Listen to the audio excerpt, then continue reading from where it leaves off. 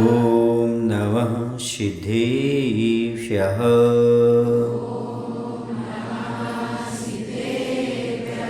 ॐ नमः सिद्धेभ्यः।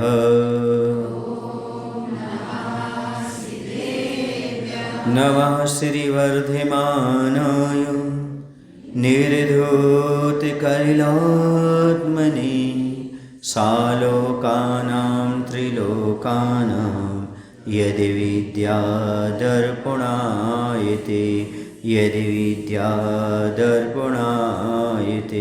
बोले अहिंसा परमो धर्म की।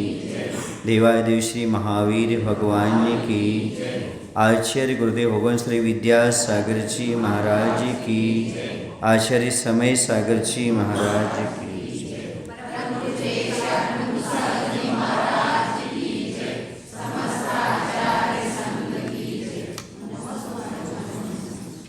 संसार अभाव का नाम है।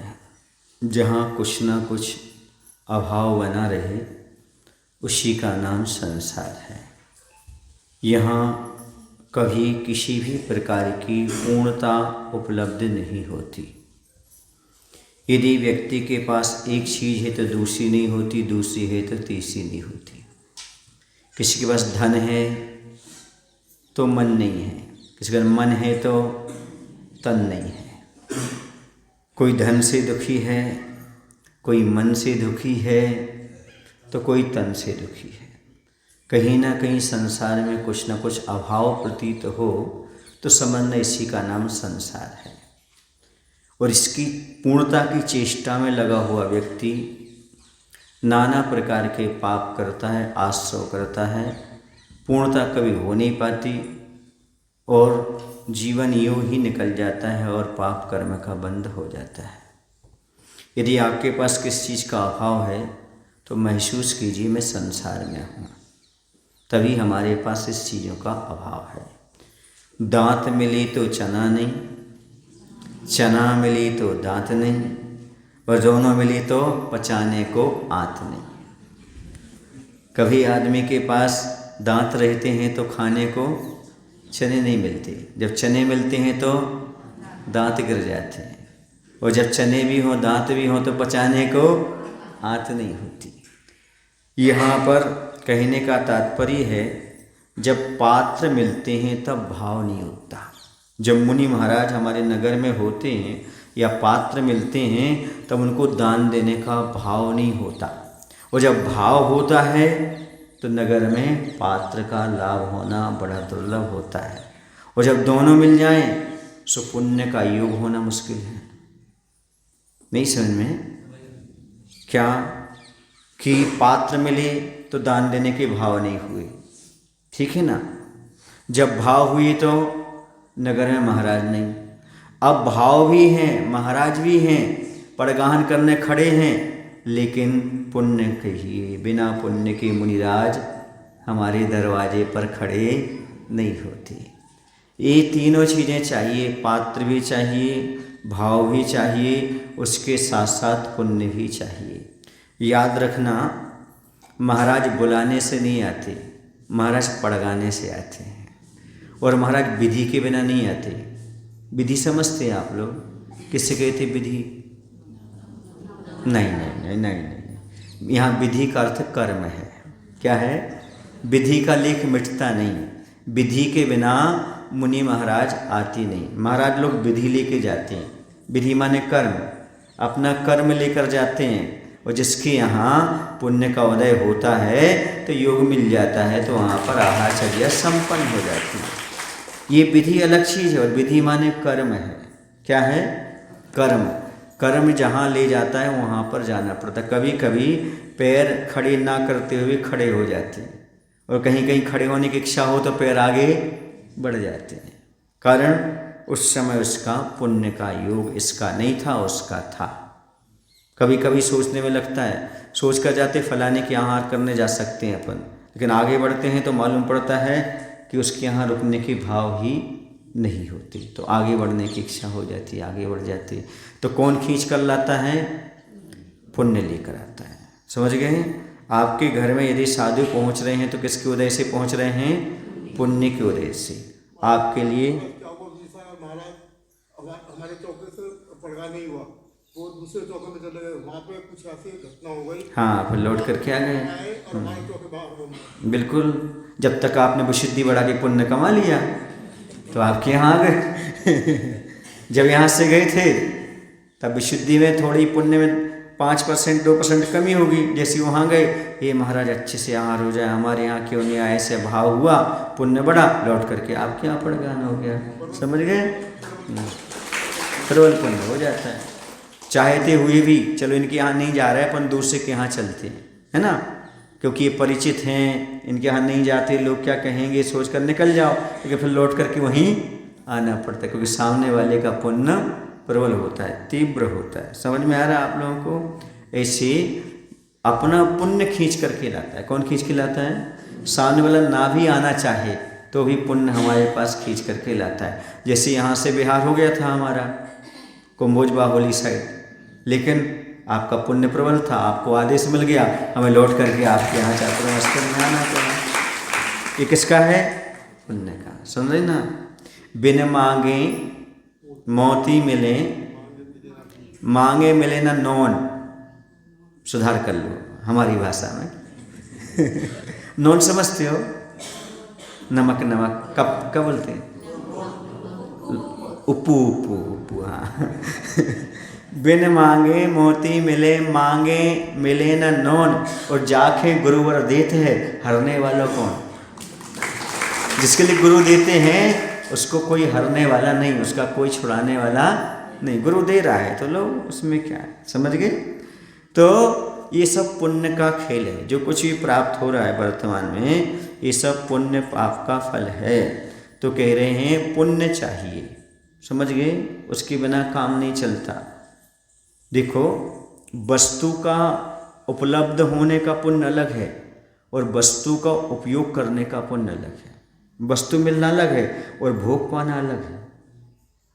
नहीं, ऐसे में आपके पास वस्तु है पर उसको भोग कर सको, इसका ही पुण्य चाहिए।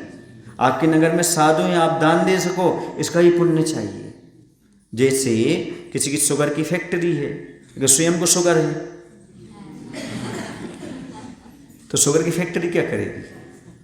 क्योंकि शुगर इकट्ठी तो आ गई लेकिन भोग नहीं सकता। तो वस्तु को पाना अलग है और वस्तु को भोग पाना दोनों चीजें। तो ऐसा पुण्य तो है कि शुगर की फैक्ट्री तो है पर खुद शुगर की फैक्ट्री बन के बैठे हो, तो कैसे करोगे? कार है, अच्छी कार है, लेकिन बेड रेस्ट है। समझ गए ना? पत्नी है पर विचार नहीं मिलती। समझ में आ रहा ना? बहुत पुण्य चाहिए। वस्तु प्राप्त करने के बाद ही भोग सको, ऐसा भी पुण्य चाहिए। ऐसा पुण्य हर किसी के पास नहीं होता है। समझ गए? तो वस्तु को पाने का पुण्य अलग और वस्तु को भोग पाने का पुण्य अलग है, दोनों में अंतर होता है। तो इस प्रकार से दाताओं की भिन्न भिन्न दशाओं को देख करके कुंभ ने सेठ को सचेत किया कि यह दशा हमारी भी हो सकती है। तो यहाँ पर अब वो जो सामने वाला है, दाता की इस भावुकता पर मंद मुस्कान भरी मुद्रा को मौनी मुनि मोड़ देता है और चार हाथ निहारता पथ पर आगे बढ़ जाता है। तब तक दाता के मुख से पुनः निराशा धुली पंक्ति निकली, जो हमने अभी बता दी। दांत मिली तो चने नहीं, चने मिली तो कुछ ना कुछ गुड़। इसको थोड़ा सा सेट करो भाई।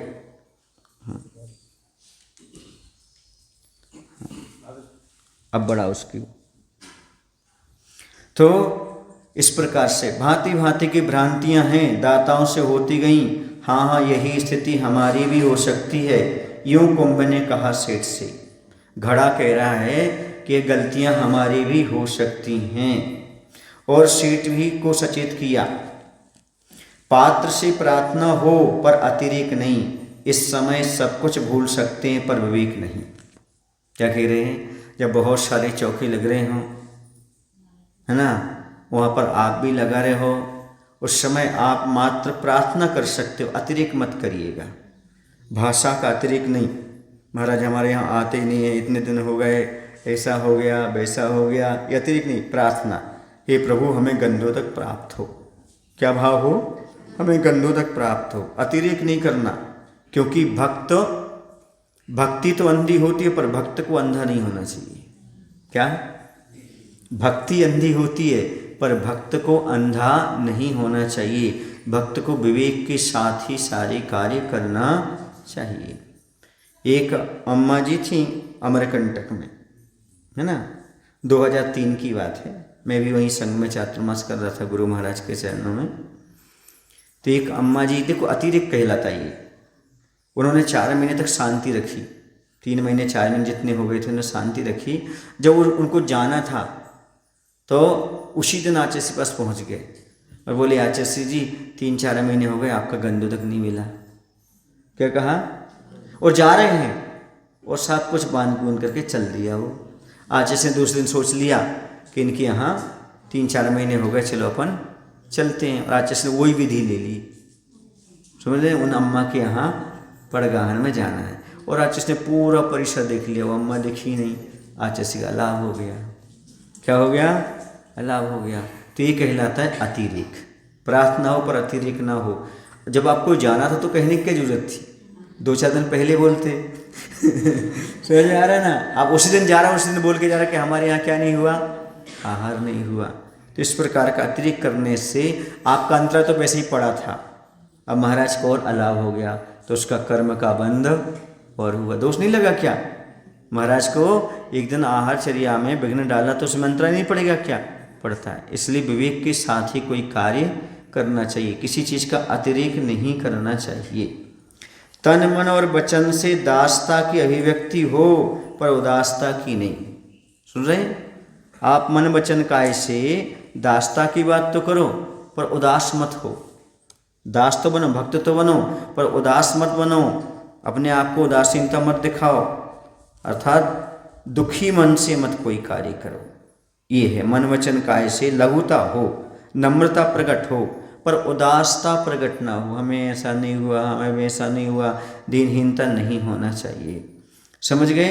अधरों पर मंद मुस्कान हो, पर परिहास नहीं। उत्साह हो, उमंग हो, पर उतावली नहीं। 2 बातें बहुत महत्वपूर्ण हैं। जब आप आहारचर्या में रहते हैं तब ओंठों पर मंद मंद मुस्कान तो होना चाहिए, पर पेट फुला फुला करके हंसना नहीं चाहिए। वहाँ हंसी मजाक नहीं होना चाहिए। मंद मुस्कान होना अलग चीज़ है और हंसी मजाक होना अलग चीज़ है, दोनों में बहुत अंतर होता है। समझ गए? हंसी मजाक नहीं होना चाहिए, मंद मुस्कान तो होना चाहिए, पर वहाँ पर मजाक नहीं होना चाहिए। दान के प्रति उत्साह उमंग हो, पर जल्दबाजी नहीं होना चाहिए कि चलते चलते पाटा ही नहीं दिख रहा है, चलते चलते नीचे कोई जीव दिख ही नहीं रहा है, तो जल्दबाजी ना करें। क्या ना करें? जल्दबाजी ना करें। उत्साह हो, उमंग हो दान देने में, पर जल्दी ना पाड़ें। उलायती कक्का ना बने। उलायती समझते हो? हाँ, बुंदेलखंड में जल्दबाजी को उलायता बोलते हैं। उतावला बोलते हैं ना। हाँ, तो उतावले दादा ना बने आप, उतावले दादी ना बने। शांति से, है ना, जल्दबाजी नहीं करना। जल्दबाजी में काम बिगड़ता है, कभी बनता नहीं है। सावधानी पूर्वक नीचे देखते हुए विवेक के साथ शोधन करते हुए अच्छी से दान देना चाहिए। मंद मुस्कान तो होना चाहिए, पर हंसी मजाक नहीं होना चाहिए। दूसरी, उत्साह उमंग तो होना चाहिए, किंतु जल्दबाजी उतावली नहीं, क्योंकि उतावला सो बावला। कुछ लोग जल्दी उतावली में दे करके शोधन नहीं किया और उठा कर सीधा दे दिया, तो उस समय उतावली नहीं करना।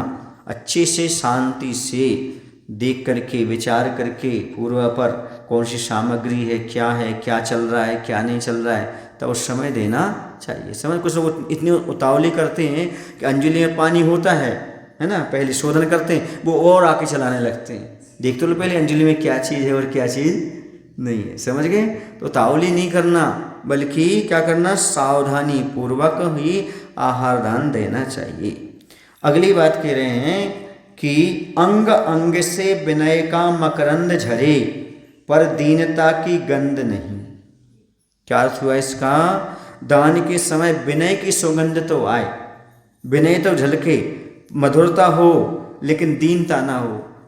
हमारे यहाँ आई नहीं, हमारे तो आए हैं कि नहीं आए हैं महाराज, हम कितने दिन चौका लगाएं नहीं लगाएं, ऐसे दीनहीन नहीं होना। क्या नहीं होना? विनय भाव होना चाहिए, पर दीनहीन भाव नहीं होना चाहिए। दीनहीन भाव होने से क्या होता है, और पुण्य जल जाता है। आकुल व्याकुल होने से क्या होता है, पुण्य और जल जाता है, जो पुण्य अपने पास होता है। तो आकुल व्याकुल कभी भी नहीं होना चाहिए। और इसी संदर्भ में सुनी थी संतों से एक कविता, सो सुनो, प्रस्तुत है।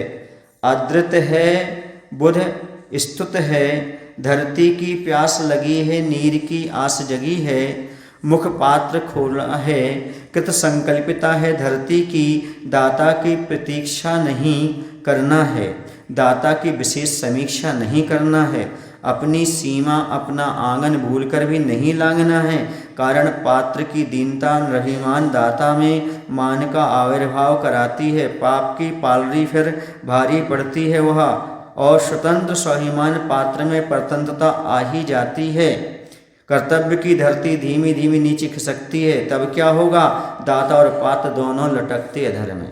अब आचार्य मुनिराज को भी संकेत कर रहे हैं। अभी पूरा किसको बता दिया, सावकों की बात बता दी।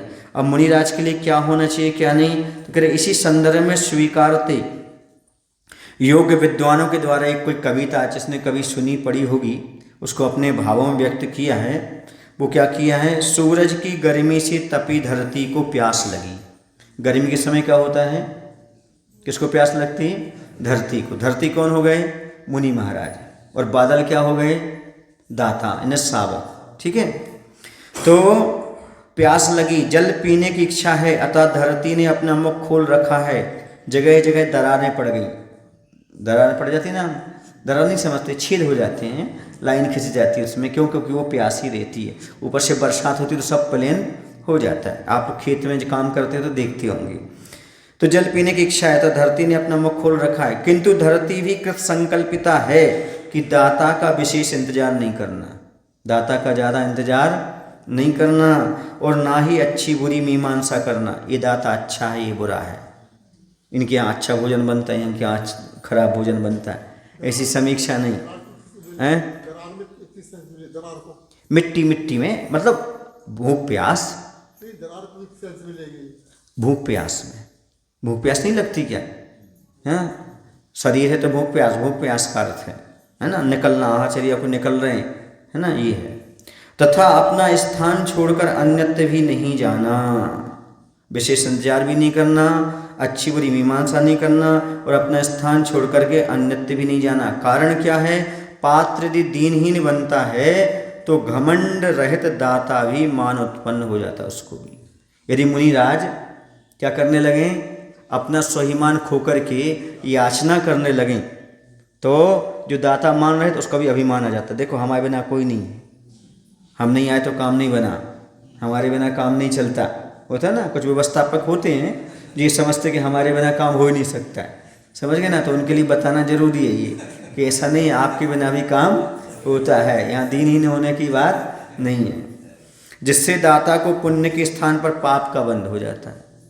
अब दाता को पुण्य ना मिलके क्या होता है, पाप का बंध। हमारे बिना तो कुछ होता ही नहीं, हाँ, कर्तापन का भाव। मैं आऊँगा तभी काम होगा, जब मैं आऊँगा तभी शुरू होंगे आहार, जब मैं आऊँगा तभी औषधि चलेगी, जब मैं आऊँगा तब व्यवस्था बनेगी। तो ऐसा सोच रखोगे तो पुण्य की जगह क्या बांधोगे, पाप का बंध ही करोगे। इसलिए कभी साधु दीनहीन नहीं होता, जो है सो अच्छा है, नहीं है तो अच्छा है। और याद रखो कभी कभी तो यदि औषधि विकल्प के साथ होती है ना तो वो फायदा नहीं करती, और ये पानी भी ले लिया जाए निर्विकल्प तो ये फायदा कर जाता है। वहाँ परिणामों का वैचित्य है। किसका वैचित्य है, परिणामों के आधार पर ये सारी चीज़ें हो जाती हैं। और कह रहे हैं कि साधु तो सिंह वृत्ति वाले होते हैं। कैसे होते हैं, सिंह वृत्ति मतलब स्वावलंबी होते हैं, किसी पर पराश्रित नहीं होते, पराधीन नहीं होते, किसी को सूचना नहीं भेजते, किसी कहते नहीं ऐसा करो ऐसा करो, ऐसा बनाओ, ऐसी व्यवस्था करो, जो हो गया तो ठीक, नहीं हो गया तो ठीक। क्यों, क्योंकि अपना पाप पुण्य भी तो है। क्या है, पाप पुण्य विशेष रहता है, उन्हें श्रद्धान रहता है। कहते हैं यदि स्वाभिमान खो दे तो पराधीनता आ जाती है, जिससे दाता और पात्र दोनों अपने अपने कर्तव्य से खसक जाते हैं। फल क्या हुआ, दोनों ही अधर में लटके हैं, पात्र भी अधर में और दाता भी अधर में लटका, दोनों का कल्याण होने वाला नहीं है। अर्थात दाता दान के समीचीन फल को उपलब्ध नहीं कर पाता। जो दान देने वाला है ना उसको भी सही फल नहीं मिलता।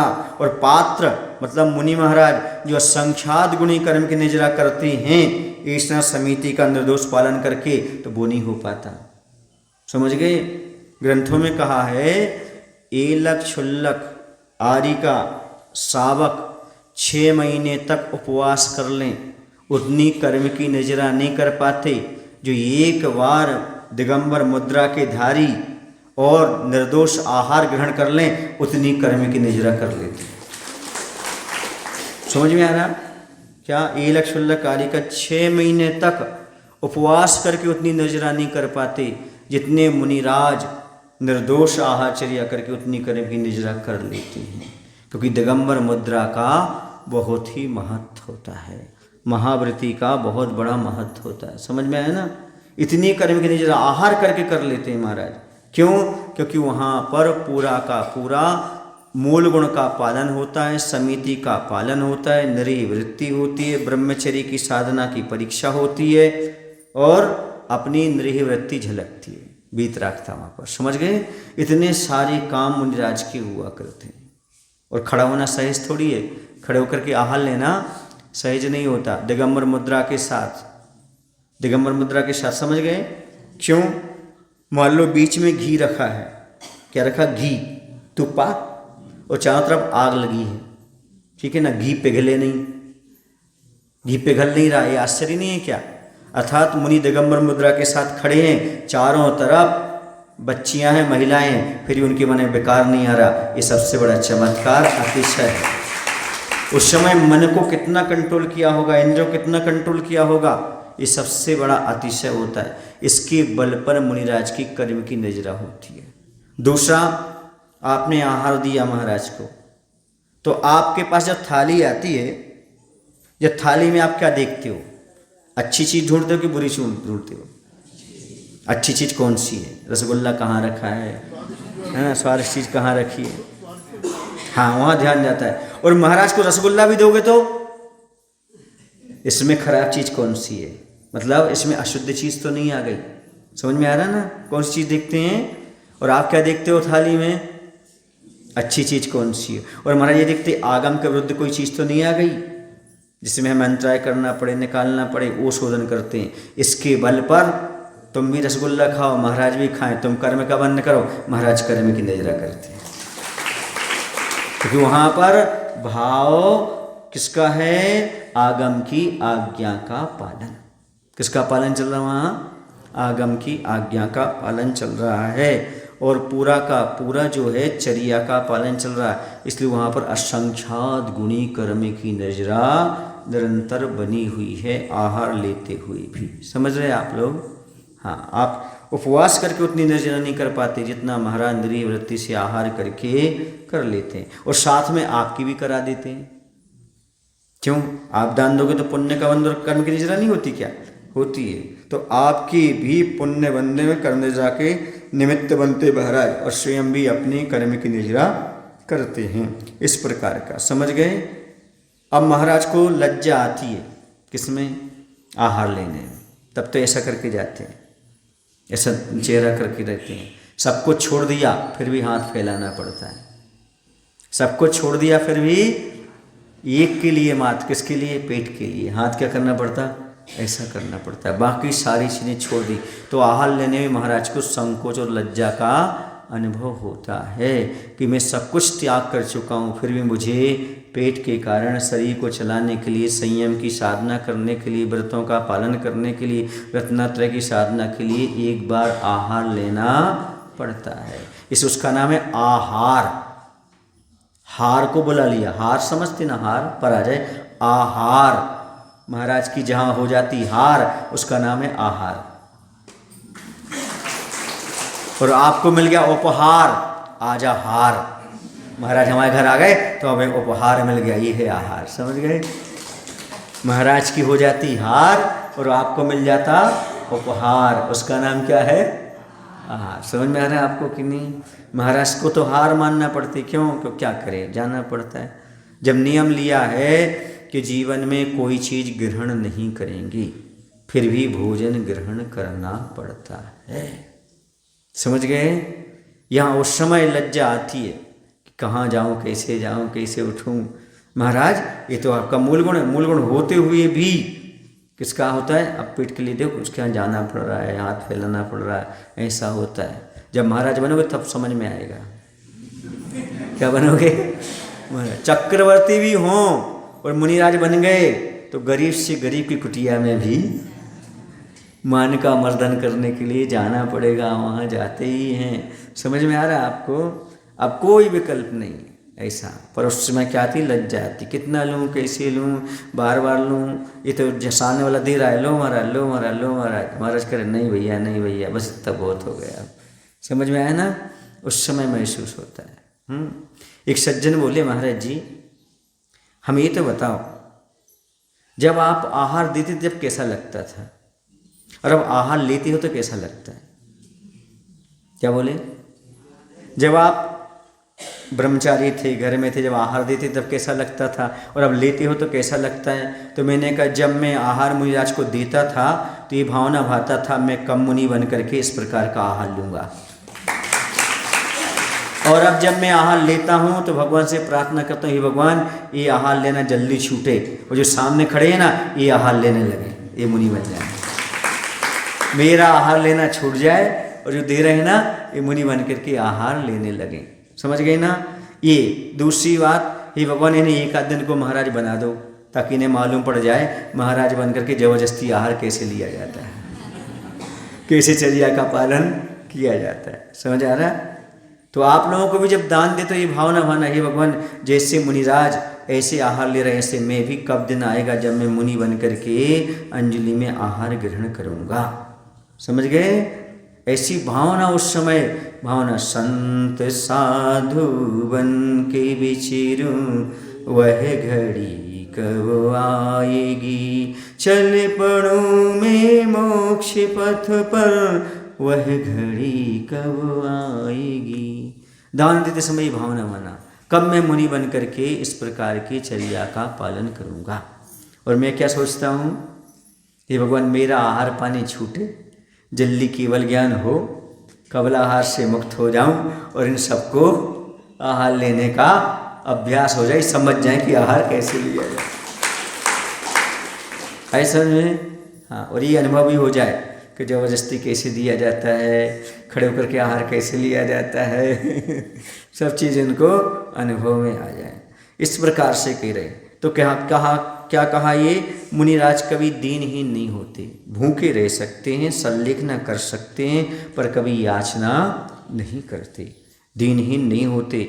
एक आहार के लिए, एक आहारचर्या के लिए दीनहीन नहीं होना, तभी समीचीन फल होता है, समीचीन फल मिलता है। किसी से आश्रित नहीं होना, पराश्रित नहीं होना, जैसा जो हो जाए तो हो जाए। समझ गए ना?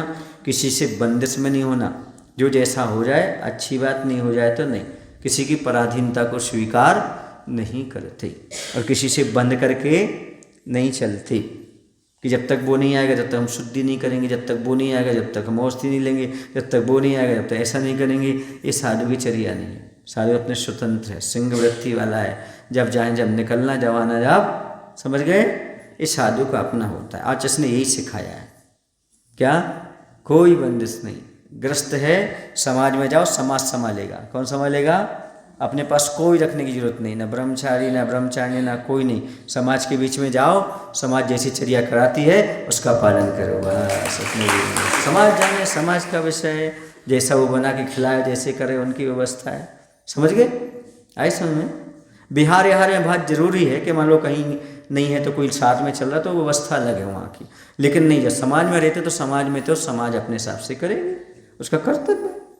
और जब होगा नहीं तो समाज तो स्वयं सचेत हो जाती है, भैया जब ऐसा चर्या का पालन करे तो हमारा तो कर्तव्य बनना, हमें तो ऐसा काम करना ही करना है। पराधीनता नहीं, सिंह वृत्ति के साथ। सिंह वृत्ति का तो क्रूरता नहीं है, सिंह वृत्ति मतलब स्वाभिमान। कैसा? स्वाभिमान, पराश्रित नहीं होना। जैसे सिंह पराश्रित नहीं होता, स्वाभिमान रखता है, ऐसे स्वाभिमान रख करके काम करना, तभी काम चलता है। वरना दोनों अधर में रह जाते हैं, दाता भी और पात्र भी।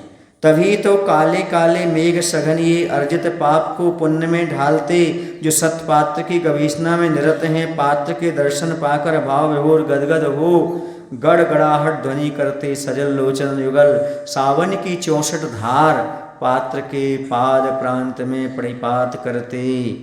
देखो यहाँ पर धरती की उपमा दी जा रही है साधु के लिए और बादल की उपमा दी जा रही है दाता श्रावक के लिए।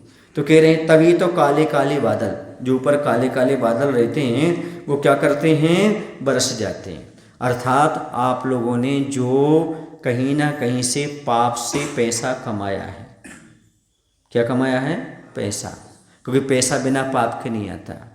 हिंसा, झूठ, चोरी, कुशील, कुछ ना कुछ परिणाम के नहीं है तो परिग्रह तो है ही अपने आप में पाप जो रखा हुआ है। तो ये काले काले हो गए, कैसे हुए, पाप के कारण आया तो क्या हो गया, काले काले हो गए। और जैसे ही वो क्या करते हैं, बादल क्या करते हैं, जैसे ही वह बरस जाते हैं वैसे ही गड़ गड़ गड़ गड़ गड़ गड़ गड़ गड़ करते हुए बरस जाते हैं तो स्वच्छ हो जाते हैं। ऐसी दाता नवदा भक्ति करता हुआ मुनि को दान देता है तो वह पवित्र हो जाता है, पुण्य से भर जाता है, पाप की कालिमा उसकी समाप्त हो जाती है। समझ गए? तभी तो पाप को पुण्य में बदलने सत्पात्र की खोज में निकले काले काले बादल पृथ्वी रूपी पात्र को प्राप्त कर गड़गड़ाहट ध्वनि करते उनके चरणों में मूसलाधार वर्षा करते हैं। इसलिए करते हैं ताकि वो स्वच्छ हो जाए। और आप दान क्यों करते हो, ताकि आपके पाप कर्म नष्ट हो जाए। क्या नष्ट हो जाए, पाप कर्म, क्योंकि जो संपत्ति आई है वो पाप के बिना नहीं आ सकती। और संपत्ति अपने आप में परिग्रह, और परिग्रह कौन से नंबर का पाप है, 5 नंबर का। और मुनिराज की अंजलि में दिया तो किसमें बदल गया, पुण्य में बदल गया। आपका थाली की सामग्री किसमें बदल गई, पुण्य में। जैसे आप भोजन करने के लिए चावल रखे हो, है ना, अक्की रखे हुए हो तो वो पाप का बंध कराएगा। और वही चावल पूजन में चढ़ा दिया तो पुण्य का बंध बनेगा, वो मंगल बन गई, मंगल द्रव्य बन गई। ऐसे जो आपने भोजन बनाया वो करोगे, पाप का बंध। लेकिन उसी भोजन में से मुनि को आहार दे दोगे, पुण्य का बंध कर लोगे। ये है तो सत्पात्र की गवेषणा में निरत रहता है, भाव विभोर होकर के अच्छी तरह से उनके चरणों में नतमस्तक होता है। फिर तो धरती ने अनायास सहज रूप से बादल की कालीमा को ढो डाला, अन्यथा वर्षा के बाद बादल दल वह निर्मल होता क्यों। जैसे धरती में पानी गिरा वैसे क्या हुआ, धरती के माध्यम से बादल स्वच्छ हो गए। वैसे मुनि को दान दिया तो ये इसका पाप धुल गया। यदि धुलता नहीं तो ग्रस्त पुण्यवान कैसे बनता। जैसे पानी गिरा और बादल स्वच्छ हो गए, वैसे दान दिया, वैसे इस आत्मा आपकी पवित्र हो जाती है। पाप प्रक्षालन, पाप का प्रक्षालन। क्या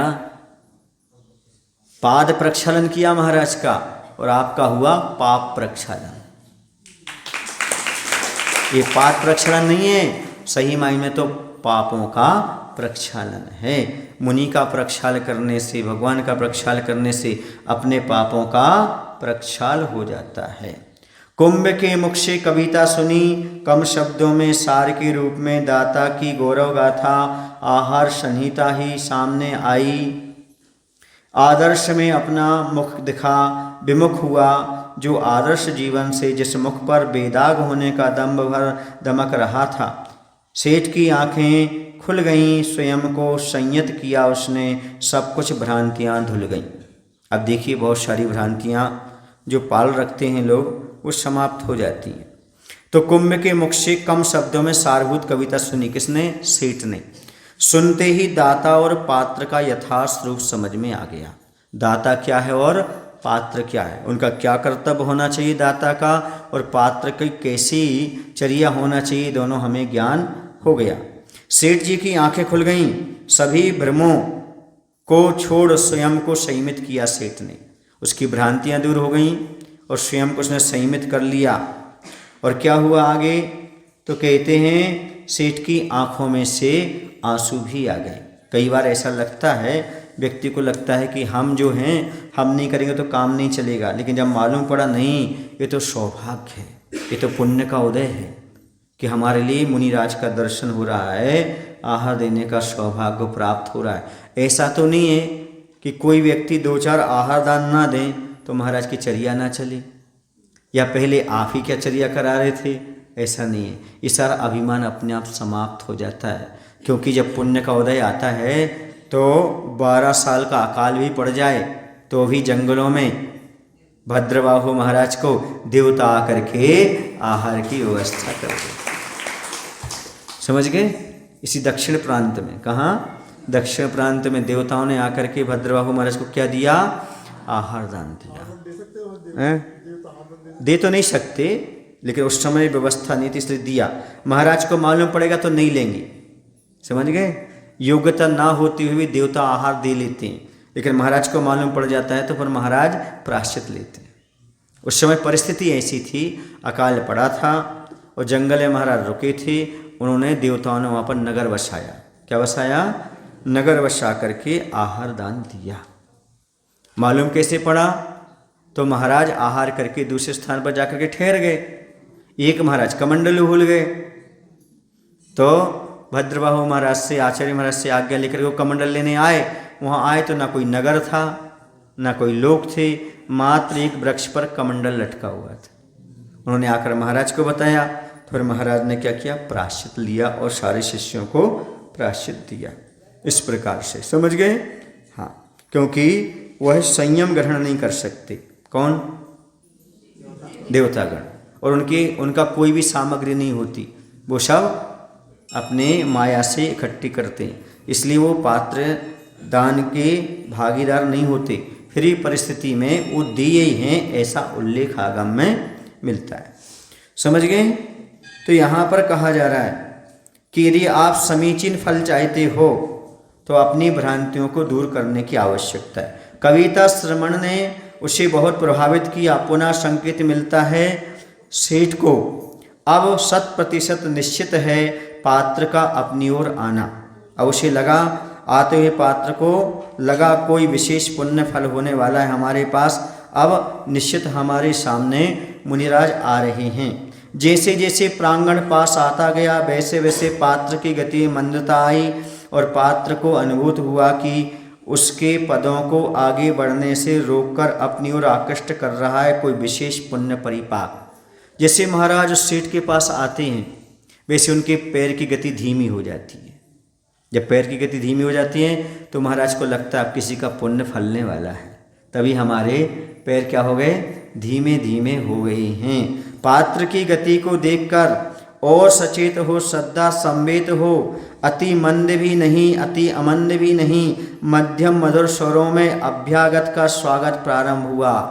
जैसे ही पात्र की गति धीमी देखी वह सचेत हो गया। कौन? सेठ, जो पड़गाहन करने, और श्रद्धा समेत होकर के अति मंद भी नहीं और अमंद भी नहीं, नमोस्तु नमोस्तु नमो, ऐसे भी नहीं हो, नमोस्तु नमोस्तु ऐसे भी नहीं। सुन रहे ना? खूब चिल्ला करके नमोस्तु नहीं करना और बिल्कुल महाराज को सुनाई ना दे, ऐसे भी नमोस्तु नहीं करना। सुनना कैसे? अति मंद भी नहीं और अति अमंद भी नहीं, मध्यम मधुर स्वरों से। मध्यम मधुर शब्द अच्छा लगे, बोलने में सुनने में अच्छा लगे। और अभ्यागत का स्वागत प्रारंभ, और मुनिराज का स्वागत प्रारंभ हुआ। क्या हुआ? भो स्वामिन, हे स्वामी नहीं, स्वामिन संबोधन के साथ, स्वामी नहीं बोला जाता। हे स्वामी, भो स्वामी नहीं, स्वामिन। क्या बोलना? भो स्वामिन, हे स्वामिन, ना लगाना पीछे। क्या लगाना? भो स्वामिन या हे स्वामिन, हे स्वामिन। स्वामी नहीं, हे स्वामी, स्वामी नहीं बोलना। संबोधन होता तो क्या होगा? स्वामिन, भो स्वामिन, नमोस्तु नमोस्तु नमोस्तु, अत्र अत्र अत्र, तिष्ठ तिष्ठ तिष्ठ। यूँ संबोधन स्वागत के स्वर 2-3 बार दोहराए गए। साथ ही साथ धीमे धीमे हिलने वाले सेठ के कर्ण कुंडल भी सादर अतिथि को बुला रहे। अब जो कुंडल पहन करके पड़गाहन कर रहा है, क्या सेठ बिना कुंडल के पड़गाहन नहीं करता? अभिषेक भी कुंडल के साथ किया जाता है और पड़गाहन भी कुंडल, कान में कुंडल होते हैं ना, हाँ, क्योंकि अपने आभूषण के साथ ही गुरु का पड़गाहन होता है कुंडल पहन करके। तो सेठ ने कुंडल के साथ क्या किया? अब ऐसा लग रहा है जो कुंडल जो झुक रहा है ना नीचे, तो ऐसा लग रहा है कान के कुंडल भी नमोस्तु कर रहे हैं, है ना? कवि की कल्पना है। इस प्रकार से वह जैसे ही महाराज पास में आ रहे हैं वैसे यह अत्र अत्र बोला जा रहा है। सुनिए इसका अर्थ क्या हुआ। भो स्वामिन, हे स्वामिन, नमोस्तु, आपको नमस्कार हो, आपको नमस्कार हो, आपको नमस्कार हो। अत्र अत्र, यहाँ यहाँ यहाँ। तिष्ठ तिष्ठ तिष्ठ, ठहरिए ठहरिए ठहरिए। हिंदी क्या हुआ। यहाँ यहाँ यहाँ, ठहरिए ठहरिए ठहरिए। अत्र अत्र माने यहाँ यहाँ, और तिष्ठ तिष्ठ माने ठहरिए ठहरिए।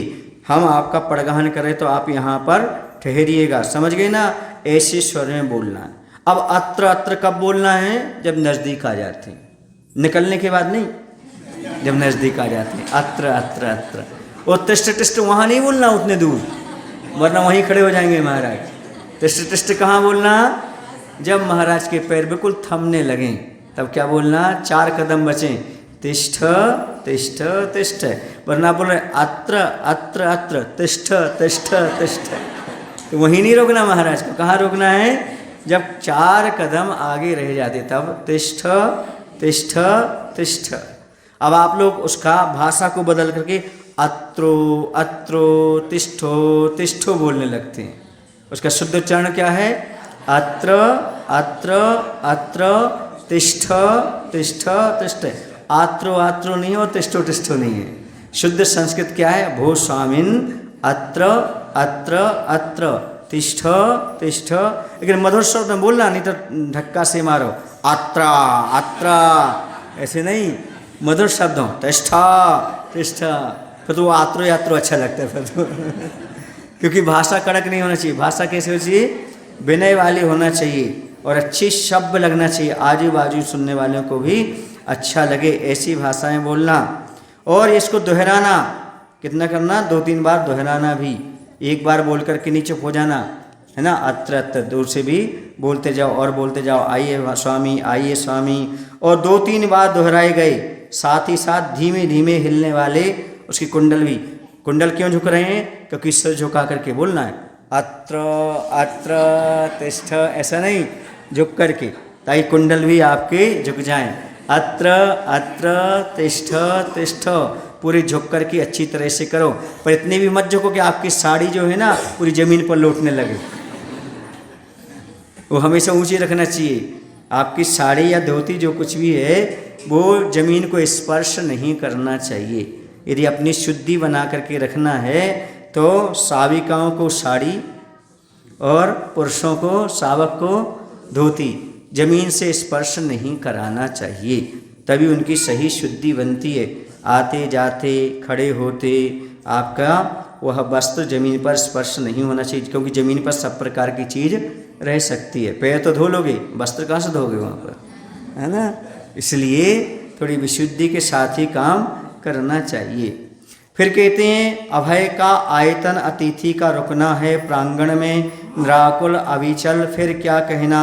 अहो भाग मानता हुआ, धन्य धन्य कहता हुआ, अतिथि को दाईं ओर कर अतिथि से 2-3 हाथ दूर से प्रदक्षिणा प्रारंभ करता है सेठ सापत्नीक सापरिवार।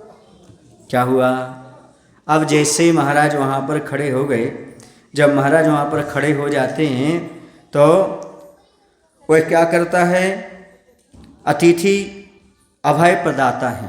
कैसे हैं, अभय अभय प्रदाता समझ रहे, घबराने की जरूरत नहीं है। महाराज आ गए तो अब घबराओ मत, वो तो अभयदानी है। कौन से हैं, भयभीत मत हो। उनके आते ही कुछ लोग घबरा जाते हैं, उल्टी उल्टी परिक्रमा लगाने लगते हैं, कुछ लोग तो कुछ का कुछ बोलने लगते हैं। तो वो कह रहे अभय प्रदाता है। सबसे पहले ये मान के चलो महाराज अभय प्रदाता हैं। कैसे हैं, अभय प्रदाता मतलब क्षमा करने वाले हैं और आपको कोई कष्ट देने वाले नहीं हैं, आपको भय की आवश्यकता नहीं है। चंचलता रहित सेठ जी के प्रांगण में आकर के रुक गए। धन्य भाग मानता हुआ सेठ पत्नी और परिवार सहित अतिथि को दाईं ओर लेकर के, कहाँ, इसका नाम है प्रदक्षिणा। पर माने आगे, दक्षिण माने दक्षिण में, दायां हाथ होता ना, ऐसी प्रदक्षिणा करना। अपने जो गुरु हैं प्रभु, उनको कहाँ रखना, दाएं ओर रखना। ये हाथ है ना आपका दायां, तो ऐसे प्रदक्षिणा, ऐसी प्रदक्षिणा करना चाहिए। ऐसे नहीं, कैसी प्रदक्षिणा, ऐसी प्रदक्षिणा करना, उनको दाएं हाथ की ओर करके प्रदक्षिणा करना चाहिए। कितनी प्रदक्षिणा करना? नहीं, ऐसा कहीं नहीं लिखा। आगम में 3 प्रदक्षिणा का उल्लेख कहीं भी नहीं है, समझ गए ना। पड़गाहन का उल्लेख तो है, पर परिक्रमा का उल्लेख कहीं नहीं है। अब अपनी सुविधा से 3 कर लेते हैं। कैसे कर लेते हैं? सुविधा से 3 कर लेते हैं। 4 कर लो तो नुकसान नहीं है, 2 कर लो तो नुकसान नहीं है, महाराज लौटती नहीं है। हाँ समझे, क्योंकि पड़गाहन दिया है, परिक्रमा नहीं दिया। क्या दिया है? नवदा भक्ति में पड़गाहन का शब्द आया है, परिक्रमा का शब्द नहीं आया। किसका शब्द आया? पड़गाहन का। चूँकि हम भगवान को और प्रभु को जब भी नमस्कार करते हैं तो 3 प्रदक्षिणा पूर्वक नमस्कार करते हैं। कैसे करते हैं? इसलिए 3 प्रदक्षिणा दे करके हम उनको अपने घर में ले जाते हैं। अब प्रश्न उठता है आर्यिकावादी के लिए, जब महाराज को परिक्रमा करनी है तो आर्यिकाओं का सवाल कैसे उठता है? पड़गाहन का शब्द आया, परिक्रमा का शब्द नहीं है। नवदा भक्ति के नाम ना, नवदा भक्ति में पड़गाहन आया, परिक्रमा शब्द नहीं आया। समझ रहे हैं आप लोग? तो आर्यिकाओं का पड़गाहन होता, अब वो जिद करते नहीं हमारा भी पड़गाहन करो, हमें भी परिक्रमा लगा, हमारी परिक्रमा लगा। तो ये कहीं ऐसा लिखा नहीं, मैंने अभी तक तो नहीं पढ़ा है ना। तो उसे परिक्रमा क्यों करते हैं? क्योंकि जब भी गुरु और प्रभु के दर्शन करो तो परिक्रमा पूर्वक गुरु और प्रभु के दर्शन करना चाहिए, ऐसा आगम का उल्लेख है। 3 प्रदक्षिणा दे शरणायो कर थुति पूजा कीनी। हाँ, पूजा तुति कीनी। तो वहाँ पर 3 प्रदक्षिणा दे करके नमस्कार करके पूजन करने का उल्लेख मिलता है। बाकी परिक्रमा का उल्लेख ऐसा कहीं पर नहीं। पड़गाहन, पड़गाहन माने स्वीकार करना। पड़गाहन करना मतलब स्वीकार करना। उनको स्वीकार करने के बाद हम वहाँ पर अतिथि को क्या करते हैं? अब ले जाते हैं। अब लेने के बाद क्या होता है? अब सुनिए आगे आचार्य के शब्दों में, और अपन देखते हैं क्या कहा उन्होंने। तो सापत्नीक, परिवार सहित, अकेला नहीं, अकेली पत्नी नहीं, अकेले पति नहीं, सापरिवार होना चाहिए, पत्नी के सहित, क्योंकि दाता मुख्य है और मुख्य दाता कौन है? परिवार का मुखिया, उसे खड़ा होना चाहिए। आज का यह दृश्य ऐसा प्रतीत हो रहा है कि यह ग्रह नक्षत्र ताराओं समेत रवि और शशि मेरु पर्वत की प्रदक्षिणा दे रही। कैसा लग रहा है? जैसे सारे सूर्य चंद्रमा आदि मेरु पर्वत की प्रदक्षिणा लगा रहे हों, अर्थात मेरु पर्वत मुनिराज हो गए और आप सब ग्रह नक्षत्र की तरह हो गए, ऐसा प्रतीत वहाँ पर हो रहा है। 3 प्रदक्षिणा दी गई जीव दया पालन के साथ। जीव दया पालन मतलब नीचे देखते हुए परिक्रमा लगाना, बच्चे को संभालते हुए नहीं। छोटे बच्चे को खड़ा कर लिया पड़गाहन में, अब उसको संभालोगे कि नीचे देख के चलोगे? इसलिए पड़गाहन में छोटे बच्चों को खड़ा नहीं करना चाहिए। कई बार बच्चे फंस करके धोती वगैरह नीचे भी गिर सकते हैं, रो भी सकते हैं, लौटना भी हो सकता है। समझ आ रहा? इसलिए छोटे बच्चों को भी पड़गाहन में खड़ा नहीं करना। वो देख कर भी चलें, ये कोई नियम नहीं है। बच्चों के पास इतना विवेक नहीं होता है। 8 साल से नीचे के बच्चों को कभी पड़गाहन में खड़ा नहीं करना चाहिए। दया भाव के साथ परिक्रमा करना चाहिए, मतलब नीचे देखती हुई, चींटी वगैरह देखो, अशुद्धि वगैरह देखो, तब वहाँ पर परिक्रमा करना चाहिए। दया धर्म नहीं है तो फिर कोई धर्म नहीं है, ये मान करके चलो। इसलिए जीव दया पालन के साथ परिक्रमा लगाओ। अब कुछ लोग जिद करते हैं मंदिर में कि रात में परिक्रमा लगाने में क्या दोष है? दोष ये है कि रात्रि में जीवों की उत्पत्ति अधिक होती है, और वेदी के पीछे उजाला हो या ना हो, यदि आपका लाइट जलना होता तो जीव हो ही जाते हैं। इसलिए रात्रि में परिक्रमा नहीं करना चाहिए। समझ आ रहा है आपको? हाँ, निषेध तो नहीं है, क्योंकि समोषण नहीं है आपका मंदिर में। समोषण नहीं, जहाँ रात दिन का भेद नहीं होता, यहाँ रात दिन का भेद होता है। भले भगवान समोषण के प्रतीक है मंदिर, लेकिन यहाँ रात दिन का भेद होता है। इसलिए रात्रि परिक्रमा मंदिर में नहीं लगाना चाहिए। समझ गए? क्योंकि जीव दया का पालन महत्वपूर्ण माना जाता है। पुनः नमस्कार के साथ नवदा भक्ति का सूत्रपार होता है। अब पुनः नवदा भक्ति शुरू होती है। मन शुद्ध है, वचन शुद्ध है, तन शुद्ध है और अन्न पान शुद्ध है। आइए स्वामिन। अब बोलना वहाँ पर क्या बोलना? आइए नहीं, पड़गाहन करने के बाद आइए नहीं बोलना। क्या बोलना?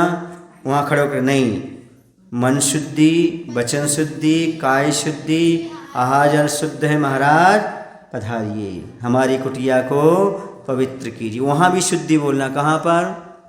जहाँ आपने पड़गाहन कर लिया। पड़गाहन करने के बाद आइए महाराज नहीं, हे स्वामिन, मन शुद्धि, वचन शुद्धि, काय शुद्धि, आहा जल शुद्ध है, हमारी कुटिया को पवित्र कीजिए। इस प्रकार के भाव। पधारिए महाराज, पधारिए महाराज। हाँ, भूमि शुद्धि महाराज, कुछ लोग बोलते जाते भूमि शुद्धि महाराज, भूमि शुद्धि महाराज, आइए पधारिए। कुछ लोग जल भी छिड़कते जाते भूमि शुद्धि, है ना। तो वो हमें अच्छा नहीं लगता, इसलिए नहीं, मेरा विचार है, क्योंकि आप पहले से तो वहाँ से आए हो। यदि आप शुद्धि कर रहे हो भूमि की, तो पहले तुम अशुद्ध में से आए थे क्या? समझ रहे ना, कुछ लोग कलश में लेकर के ऐसे करते हैं ना, तो वो हमें उचित सा नहीं प्रतीत होता। इसलिए प्रतीत नहीं होता क्योंकि जब आप वहाँ घर से बाहर निकल के आए हो तो शुद्धि तो आपने पहले की है, वहाँ की भूमि तो शुद्ध है ही। अब शुद्ध करने की हमें ज़्यादा आवश्यकता जैसी नहीं लगती। हाँ, एक आध जगह यहाँ देखने में आया इसलिए कह रहा हूँ। तो इस प्रकार से यहाँ पर जो बात हमने कही वो समझो। मुख्य रूप से ये है कि मन शुद्धि बोलना, वचन शुद्धि, काय शुद्धि बोलना, आहार जल शुद्ध बोलना, पधारिए स्वामिन, और क्या बोलना, मम गृह में प्रवेश कीजिए। कहाँ पर? आपका कहाँ है वहाँ पर? घर। आइए स्वामी, भोजनालय में प्रवेश कीजिए और बिना पीठ दिखाए, बिना पीठ दिखाए आगे आगे होता है पूरा परिवार। थोड़ा तिरछा होकर के, सीधा सामने नहीं, तो तुम ऐसे चलने लगो, कल तो दिक्कत हो जाए, हमारी तरफ मुख करके चलने लगो। ऐसा नहीं कहा, साइड में एकदम बिल्कुल स्ट्रेट नहीं चलना, सामने तो पीठ नहीं दिखेगी। हाँ, तो आगे आगे होता है पूरा परिवार। भीतर प्रवेश के बाद आसन शुद्धि बताते हुए उच्चासन पर बैठने की प्रार्थना हुई। पात्र का आसन पर बैठना हुआ। कल भी बताया था, आज भी प्रार्थना करना है, बैठो महाराज, ऐसा नहीं। हे स्वामिन, मन शुद्धि, वचन शुद्धि, काय शुद्धि, आहार जल शुद्ध है महाराज, उच्चासन ग्रहण कीजिए। बैठो महाराज। जैसे अपने नेताजी आ जाते हैं ना, तो बैठो बैठो बैठो बैठो, पधारो बैठो, ऐसा नहीं। क्या हाथ जुड़े हुए हों और नमोस्तु महाराज, उच्चासन ग्रहण कीजिए महाराज। क्या बोलना? उच्चासन ग्रहण कीजिए महाराज। इस प्रकार से विनय के साथ आसन। क्यों? क्योंकि हम करुणा दान नहीं दे रहे, पात्र दान दे रहे हैं। कौन सा दान नहीं दे रहे? करुणा दान नहीं, ये पात्र दान है। इससे बड़ा दान नहीं होता। आहार दान पात्र दान है, जिसके माध्यम से देवता भी पंचाश्चर्य करते हैं। इसको समझो, ये कौन सा दान है? पात्र दान है, नवदा भक्ति पूर्वक दान है, करुणा दान नहीं है। उसमें हमेशा भक्ति झलकना चाहिए। उच्चासन पहले शुद्ध कर लेना चाहिए, मतलब पाटे पर पानी नहीं होना चाहिए, हिलना डुलने वाला नहीं होना चाहिए, पहले व्यवस्थित होना चाहिए। दीवार से एक हाथ आधा हाथ दूर होना चाहिए, समझ रहे आप लोग कि नहीं, ताकि पीछे कोई खड़ा भी हो सके, आ जा भी सके, तो ऐसे व्यवस्थित होना चाहिए। और आसन शुद्धि का अर्थ है आसन हिलना नहीं चाहिए। हाँ, टूटा फूटा नहीं होना चाहिए, नहीं तो महाराज खड़े हो तो टूट जाए।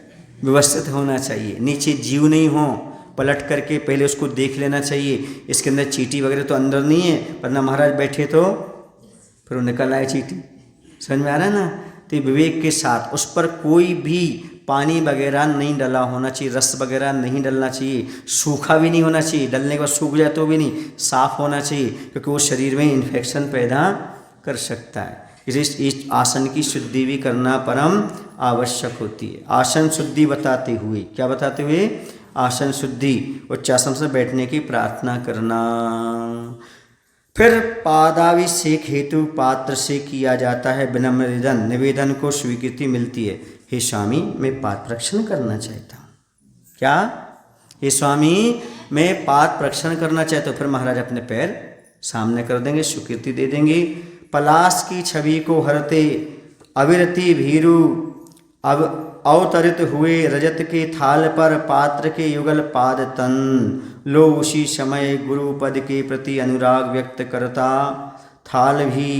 अब देखिए, जब पाद प्रक्षण हो रहा है, महाराज ने अपने पैर आगे बढ़ा दिए हैं, तो स्वीकृति मिल गई। पलाश पुष्प के समान गुलाबी, कैसे पैर? आचा से कैसे पैर थे? कैसे? गुलाबी पैर। अविरति यानी पाप से भयभीत श्रमण के दोनों चरण। महाराज के पैर कैसे हैं? पाप से भयभीत हैं। पाप से भयभीत मतलब क्योंकि वो पैर कभी पाप नहीं करते, 5 पापों से रहित मुनिराज हैं, रत्नत्रय के धारी मुनिराज हैं। समझ रहे ना? तो इस प्रकार से वह चरण वहाँ पर रखते हैं और दोनों चरण तल चांदी के थाल पर रखे जाते हैं। कौन से थाल? चांदी, क्योंकि गृहस्थ गरीब नहीं होता और भगवान का भक्त है तो चांदी वगैरह तो उसके पास रहती है। तो गुरु के प्रति अनुराग व्यक्त करता हुआ रजत थाल भी कह रहा है। जो थाल है ना वो थाल भी, अब देखो क्या कह रहा है, आज जैसे कि कवि की कल्पना है, थाल भी कुछ कह रहा है। क्या कह रहा है सुनो, यानी कह रहा है वो, लो उसी समय गुरुपद के प्रति अनुराग व्यक्त करता थाल भी, यानी गुरुपद का अनुकरण करता कुमकुम कुंदन सा बनता लाल, क्योंकि पानी भर गया और सफ़ेद है चांदी का, तो वह भी लाल लाल दिखने पर, परछाई पड़ रही पैर की, तो वह भी लाल लाल कुमकुम जैसा दिखाई दे रहा है। छान तपाए समशीतोष्ण प्रासुक जल से भरा माटी का कुंभ हाथों में ले दाता पात्र के पदों पर ज्यों ही झुका त्यों ही कंदर्प दर्प से दूर गुरुपद नख दर्पण में कुंभ ने अपना दर्शन किया और धन धन कह उठा। अब पूरी मुख माटी की कहानी यहीं हो रही है, जो उसकी सार्थकता यहीं हो रही है। उतनी तपस्या उसने प्राप्त की, घड़ा बन गया, घड़ा बनने के बाद अब पड़गान हो गया, घड़े के माध्यम से क्या मिल गई, विधि मिल गई महाराज की। अब उसी के द्वारा उसी कलश से क्या हो रहा है, पाद प्रक्षालन। जब पाद प्रक्षालन हो रहा है उस समय उसकी क्या स्थिति होती है, तो कहते हैं कि छना हुआ और तपाया हुआ समति शीतोष्ण, न एकदम ठंडा हो न एकदम गर्म हो। ये बड़ी समस्या होती है, कभी कभी पानी एकदम तेज गर्म आता है और कभी पानी एकदम ठंडा आता है, तो वो नुकसान करता है आंतों को भी लिए, पेट के लिए, वो सबके लिए। तो एक सा नहीं हो पाता है ना, क्योंकि एक व्यक्ति यदि 4 काम करेगा तो ऐसा ही होगा। एक व्यक्ति 4 काम करना चाहता है तो दिक्कत होती है, यदि एक व्यक्ति 1 काम करे तो सारा काम हो सकता है। तो छानना तपाए हुए समशीतोष्ण जल से भरे कलश को दाता हाथ में ली। अब क्या ले, हाथ में पहले देख लेना चाहिए ज़्यादा गर्म तो नहीं हो, ज़्यादा ठंडा भी तो नहीं है, और पात्र के दोनों पदों का अभिषेक करता है। अब क्या करता, अभिषेक करता है।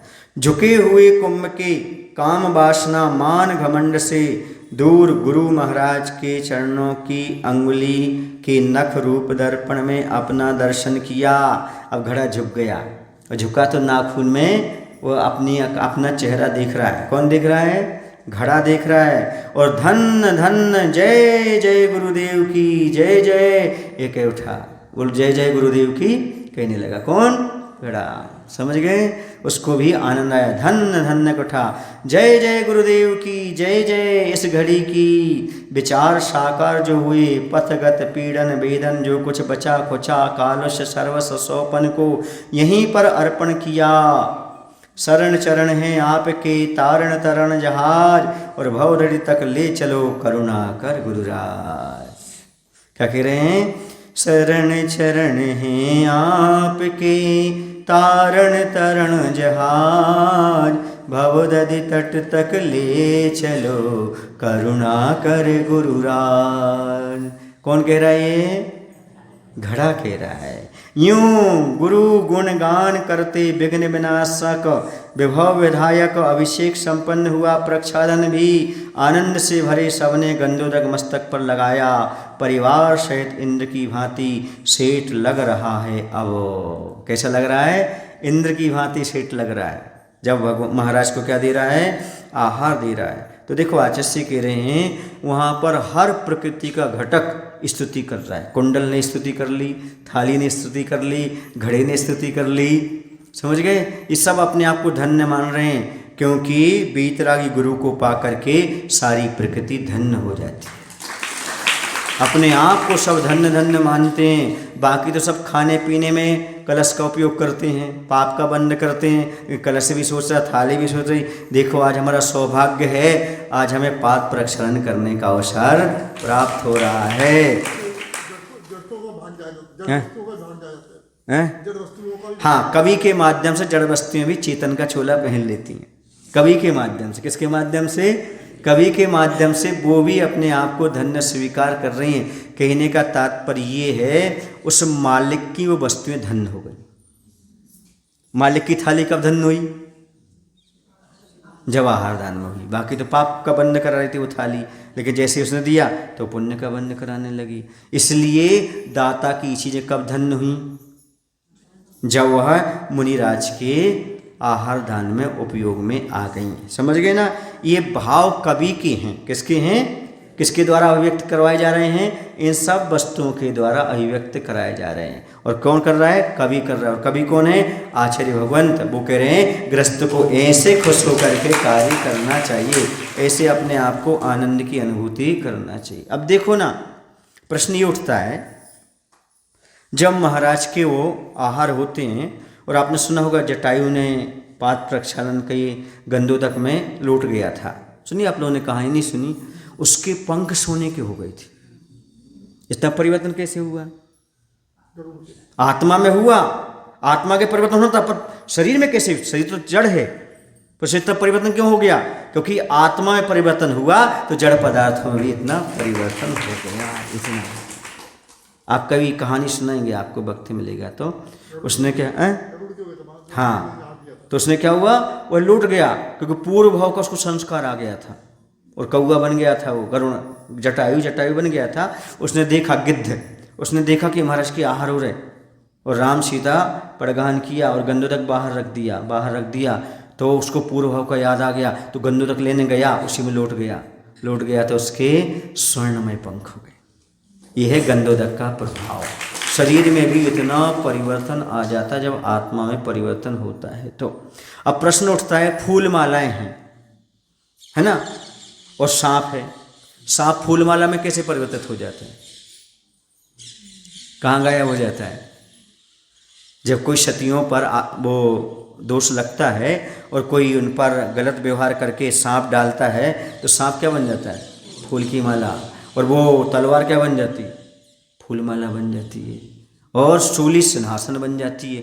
ये सब पुण्य के माध्यम से चमत्कार घटित हो जाते हैं। देवता उसको अलग करके दूसरी वस्तु यहाँ पर स्थापित कर देते। ये सारी चीज़ें, और इतना सारा अग्नि कुंड, जल कुंड कैसे बन जाता है? ये सब देवता महिमा प्रदर्शित कर देते, वहाँ पर कार्य अपने आप हो जाता। पुण्य के माध्यम से ये सारी चीज़ें अपने आप होती चली जाती हैं। अपने आप को धन्य मान रहा है, और वो सोच रहा है आज तो हम धन्य हो गए। संसार से शरण चरण हैं आपके, संसार से पार लगाने वाले गुरु महाराज का गुणगान करते हुए समस्त विघ्नों को नष्ट करने वाला, वैभव संपन्न ताको देने वाला अभिषेक पूर्ण हुआ, और स्वच्छ वस्त्र से पैरों का प्रक्षालन भी हुआ। क्या किया? स्वच्छ वस्त्र लाया गया, और वहाँ पर महाराज का क्या किया गया? प्रक्षालन कर दिया गया। सेठ ने सारी विधि विधान वहाँ पर कर ली। अब क्या होता है? और गंधोदक को क्या लिया सेठ ने? कहाँ लगाया? मस्तिष्क पर लगाया। समझ गए ना? तो गंधोदक भी लगाना चाहिए। किसके बाद? पाद प्रक्षालन के बाद। अब कल बोले महावीर भगवान की जय। आचार्य विद्यासागर जी महाराज जी की जय।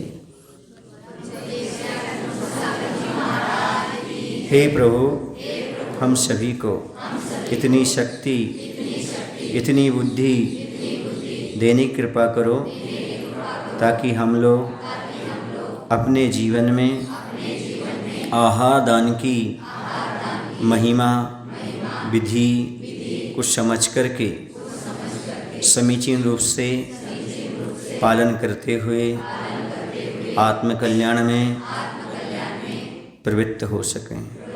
नमो शिवाय।